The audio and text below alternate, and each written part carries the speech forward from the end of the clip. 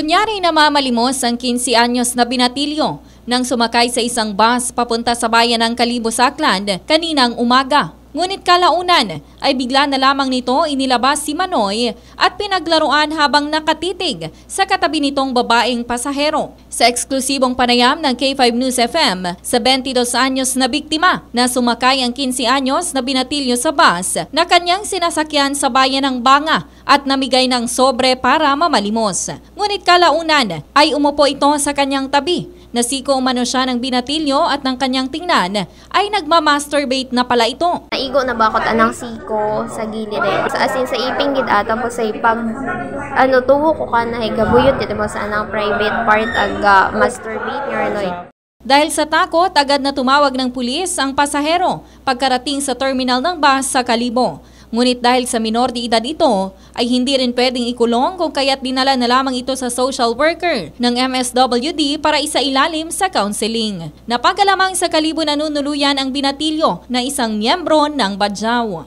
Balita mula dito sa lalawigan ng Aklan. Ito si K5 Regeline Tornino para sa Kampiyon na Balita, Serbisyo Publiko at Kasiyahan sa Kalibo. K5 News FM.